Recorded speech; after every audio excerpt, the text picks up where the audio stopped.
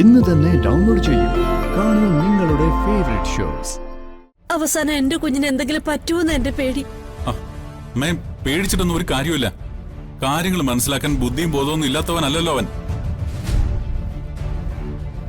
അതുകൊണ്ട് തന്നെ അവളുടെ ചതിക്കുഴി പോയി ചാടിയെങ്കില് അവൻ അനുഭവിക്കട്ടെ.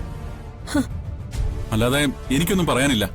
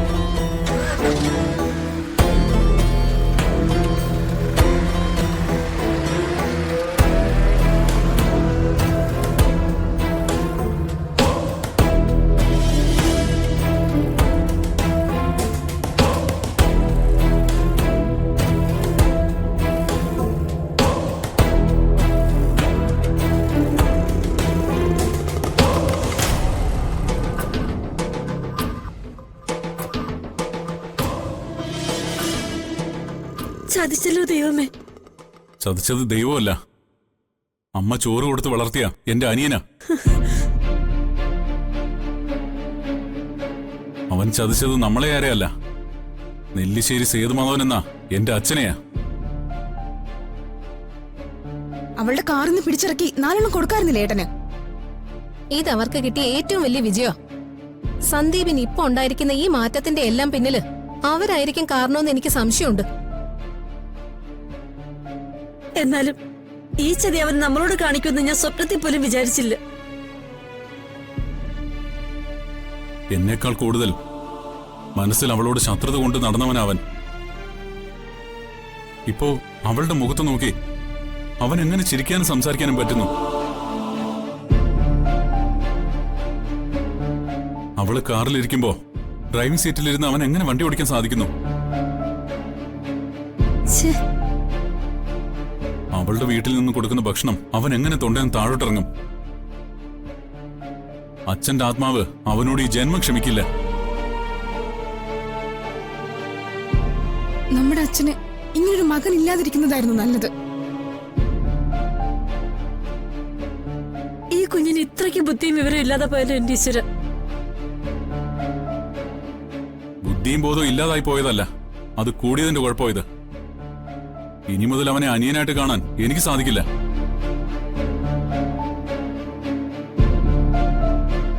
നമ്മുടെ ശത്രുവിന്റെ കൂടെ കൂടുന്നത് സ്വന്തം സഹോദരനായാലും അച്ഛനായാലും അത് നമ്മുടെ ശത്രു തന്നെയാ. ഇനി അവനെ അങ്ങനെ കാണാനേ എനിക്ക് സാധിക്കൂ.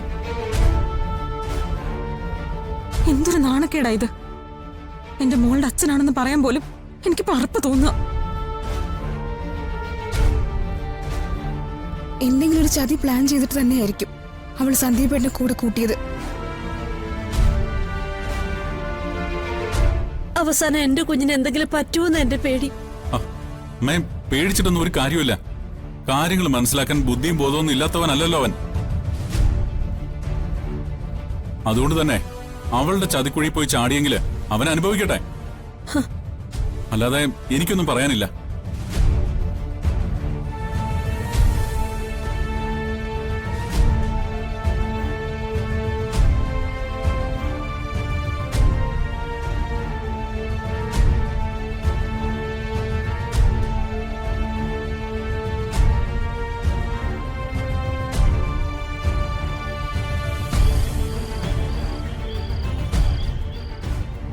തീരും, ഇതോടെ എല്ലാം തീരും. ആ കോന്തം വക്കീലിനെ മാറ്റി വേറെ നല്ല വല്ല വക്കീലിനെ വെക്കണം. അഡ്വക്കേറ്റ് ആരതിക്ക് മുന്നിൽ ഇയാൾക്കൊരു പുല്ലും ചെയ്യാൻ സാധിക്കില്ലെന്ന് ഇന്നെനിക്ക് ബോധ്യമായി. നമ്മൾ ജയിക്കുന്ന ഞാൻ ഉറപ്പിച്ച കേസായത്. ഒറ്റ ദിവസം കൊണ്ട് അവളത് മാറ്റിമറിച്ചു കളഞ്ഞു. എന്റെ പ്രതീക്ഷ മുഴുവൻ തകർത്തു. അവളെങ്ങാനും നമ്മുടെ വക്കീലായിരുന്നെങ്കിലേ ഈ കേസ് നമ്മളിന്ന് ജയിച്ചേനെ. കോടതിയെ കൊണ്ടൊരു അന്വേഷണ കമ്മീഷനെ വെപ്പിച്ചതും അവളുടെ കൂർമ്മ ബുദ്ധിയാ. ആ കമ്മീഷന്റെ റിപ്പോർട്ട് നമുക്കെതിരായ നെല്ലിശ്ശേരി സേതുമാധവന്റെ കയ്യിൽ നിന്നും പിടിച്ചെടുത്തതെല്ലാം തിരിച്ചു കൊടുക്കേണ്ടി വരും. പിന്നെ ഞാൻ ജീവിച്ചിരുന്നിട്ട് എന്താടോ കാര്യം? അവർക്കിത് വെറുമൊരു കേസ് മാത്രമല്ല, സച്ചിയും ആ വക്കീലും തമ്മിൽ നല്ല അടുപ്പമാണ്. ആ കുടുംബത്തിനു വേണ്ടി അഡ്വക്കേറ്റ് ആരതി ഏതറ്റം വരെയും പോവും. നമുക്കവരെ വിലയ്ക്ക് വാങ്ങാൻ കഴിയില്ല.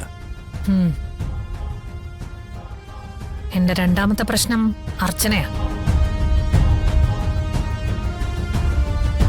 അവള് ഒരിക്കലും തിരിച്ചു വരില്ലെന്ന് ഞാൻ വിശ്വസിച്ചു. പക്ഷേ ഇപ്പൊ ഒരു മഹാപർവ്വതം പോലെ എന്റെ കൺമുന്നിൽ നിൽക്കുക. ആകപ്പാടെ ഒരാശ്വാസം മാത്രമേ ഉള്ളൂ. പഴയതൊന്നും അവക്ക് ഓർമ്മയില്ല. പക്ഷേ ഏത് സമയത്ത് വേണേലും ഓർമ്മ തിരിച്ചു വരാം. ഓർമ്മ തിരിച്ചു കിട്ടിയാ അവള് ഗോകുലിനെ മറക്കും. സച്ചി അന്വേഷിച്ചു പോവും. സച്ചി അവളും വീണ്ടും ഒന്നിക്കും. അവര് ഒരു സൈന്യമായിട്ട് മാറും. അവരെ തോപ്പിക്കാൻ പിന്നെ പറ്റില്ല. അല്ല, നമ്മൾ എന്തെങ്കിലും കാര്യമായി ചെയ്തില്ലെങ്കിൽ പിടിച്ചു നിൽക്കാൻ പറ്റില്ല. വളരെ തന്ത്രപരമായിട്ട് ചില കാര്യങ്ങൾ ചെയ്യണം. ഗോകുലിന്റെ വീട്ടിലും സച്ചിയുടെ വീട്ടിലും പ്രശ്നങ്ങൾ ഉണ്ടാവണം. എല്ലാവരെയും തമ്മിലടുപ്പിക്കണം. കേസിൽ നമുക്ക് അനുകൂലമായിട്ട് സാക്ഷി പറയാൻ ആ സന്ദീപിനെ ഉപയോഗിച്ചൂടെ? പിന്നെ ഞാൻ എന്തിനാ അവനെ പിടിച്ചോണ്ട് വരാൻ പറഞ്ഞെന്നാ മൂർത്തി കരുതിയത്? അവനുള്ള സ്നേഹം കൊണ്ടാണെന്നോ? ഒരിക്കലും അല്ല. വലിയ പെരുന്നാളിന് അവനെ ഞാൻ വെട്ടാൻ നിർത്തിയേക്കുവാ. അഡ്വക്കേറ്റ് ശബരീഷ. എന്താ വക്കീലേ? സത്യാണോ ഇത്? ശരി, ഞാൻ നോക്കിക്കോളാം. എന്താ മാഡം, എന്തു പറ്റി? കോടതി പുതിയ അഡ്വക്കേറ്റ് കമ്മീഷനെ നിയമിച്ചു. ആരാ പുതിയ അഡ്വക്കേറ്റ് കമ്മീഷൻ? അഡ്വക്കേറ്റ് ഗോകുൽ.